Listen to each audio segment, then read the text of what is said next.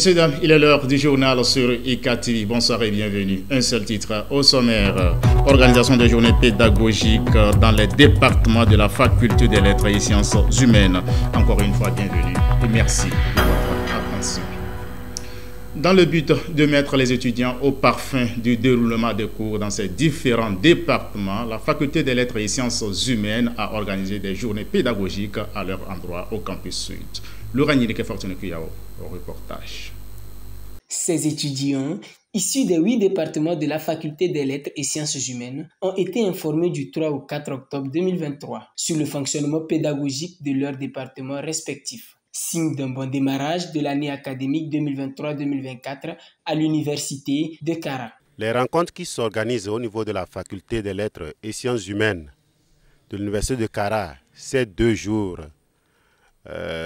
sont des journées qu'on appelle les journées pédagogiques. Et ces journées font partie du programme de toutes les universités et elles consistent en des séances de rencontres entre l'administration et les enseignants d'une part et les étudiants de tous les niveaux d'autre part, pour faire la situation sur les années antérieures, relever les choses qui ont marché et les choses qui n'ont pas marché, et définir de nouvelles perspectives pour l'année académique qui commence. Cette activité d'aujourd'hui est consacrée à la rencontre pédagogique entre les enseignants-chercheurs du département de géographie, les PAT et les étudiants du dit département. Le message important, c'est de passer les informations sur la géographie. C'est quoi la géographie? Quelles sont les offres de formation, les opportunités d'emploi ou bien d'insertion professionnelle, et j'en passe. Et nous avons aussi parlé de la police du déroulement des cours, des activités qui se mènent au sein du département. Ainsi, durant ces 2 jours, il était question de présenter les différents départements et les conditions de déroulement des activités pédagogiques. C'était également l'occasion pour les participants de poser des questions d'éclaircissement sur différents sujets. Je suis là pour recevoir les informations sur le département d'études anglophones. Je trouve cette initiative très importante. À l'issue de cette rencontre, nous savons ce qui nous attend. En tant qu'un délégué en département de philosophie, j'ai décidé moi-même de venir suivre cette séance de rencontre pour pouvoir avoir les informations concernant le département de lettres modernes. Soulignons que ces rencontres sont la cloche du début des cours prévus le 9 octobre prochain à la Faculté des Lettres et Sciences Humaines. La commémoration de la journée mondiale de l'enseignant a tenu toutes ses promesses à l'Université de Kara. Elle s'est traduite par une conférence débat qui s'est déroulée le 5 octobre dernier dans la salle KAA 200. Claudette Talo, Linda Lopacha, pour les détails. Enseignants, chercheurs et étudiants de l'Université de Kara célèbrent ici la journée mondiale de l'enseignant initiée par l'UNESCO depuis 1994. C'était à travers une conférence débat organisée par la Faculté des Lettres et Sciences Humaines le 5 octobre dernier dans la salle KAA 200. Le décanat a voulu marquer cette journée par une conférence pour nous rappeler à nous les enseignants notre rôle qui est de transmettre les connaissances, mais aussi de donner aux jeunes générations l'espoir du lendemain. Parce que c'est ça aussi qui manque pour notre société. Il faut que les jeunes espèrent en l'avenir. Et pour espérer en l'avenir, ce sont les enseignants qui doivent le faire. Et disons, l'objectif c'est de rappeler aux enseignants leur rôle et les prérogatives qui sont les leurs. La conférence a donné l'occasion pour réfléchir ensemble sur les différents aspects. Un enseignant, ce n'est pas un simple passeur de connaissances, mais c'est un agent, un acteur comment je dirais, de modélisation des comportements. Parce qu'après tout, enseigner, c'est impliquer des comportements, comment on dit, imprégner les apprenants pour qu'ils puissent adopter des comportements nécessaires qui sont en lien direct avec les visions, les grandes orientations de l'éducation du point de vue national.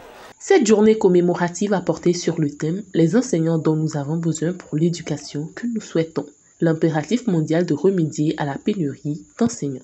Il était question pour le conférencier de faire non seulement l'état des lieux de ce corps de métier au Togo, en Afrique et dans le monde, mais aussi d'inviter nos gouvernants à pencher davantage leurs réflexions sur les actions à mener pour combler le déficit en enseignants qualifiés. Je suis très ravi de suivre cette conférence.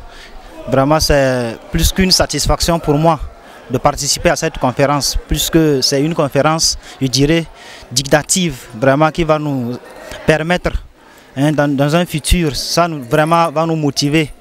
La conférence m'a beaucoup plu parce que nous avons suivi plusieurs choses. Nous venons de sortir de cette conférence qui est la journée internationale des enseignants. Étant futur enseignant, on nous a parlé de comment se comporter dans le futur avec nos apprenants.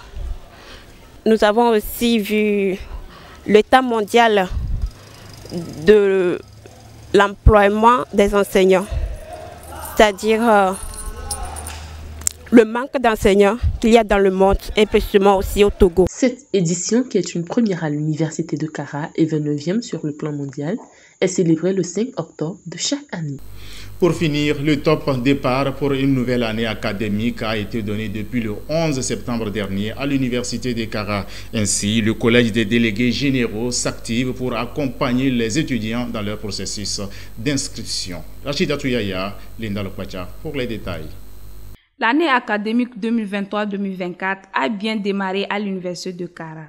Ainsi, 16 étudiants anciens comme nouveaux ont entamé leurs inscriptions depuis le 25 septembre dernier, date d'ouverture de la ligne. À cet effet, pour les accompagner dans cette dynamique, le Collège des délégués généraux a depuis 2020 mis sur pied un comité d'accompagnement. Nous sommes ici dans le cadre du projet d'inscription des nouveaux bacheliers et des anciens étudiants de l'université que nous réalisons avec l'aide des délégués généraux de l'université. Et nous sommes actuellement à la 4e édition de ce projet qui a vu le jour d'un constat, le constat que la plupart des étudiants commettaient nombre d'erreurs durant leur inscription à cause de la méconnaissance ou du manque d'information des personnes extérieures à l'université qui réalisaient ces inscriptions-là. Donc nous avons vraiment voulu pallier à cela et faciliter la tâche à l'administration, notamment à la DAS, pour pouvoir enregistrer les inscriptions de ces nouveaux bacheliers-là. Ainsi, de l'inscription jusqu'au paiement des frais de scolarité, le processus se déroule entièrement en ligne. Ils sont à cet effet des dizaines à se faire aider à longueur de journée dans ce processus au bureau du collège des délégués 6 au campus sud. L'inscription se fait partout dans la rue et autres devant l'université, mais moi j'ai décidé de le faire dans le centre même de UCA parce que j'aimerais pas qu'après cela j'aurai des problèmes, des soucis et autres, que l'inscription ne s'est pas bien déroulée et autres. Ceux qui ont eu le bac cette année, et pour faire leur inscription, de ne pas le faire dans la rue et autres, parce que ici, quand tu le fais au bureau des collègues des délégués de UCA, c'est assuré. Voilà, je l'ai déjà fait. Et voici le reçu de mon inscription. Et ils m'ont déjà remis ça pour que... Ils m'ont déjà précisé la date où quand je vais revenir pour terminer ça. J'ai choisi de venir au bureau des collèges des délégués généraux parce que mes frères m'ont conseillé à ce que je vienne ici. Le coût de l'inscription est moins cher et ils accompagnent mieux dans l'inscription en ligne.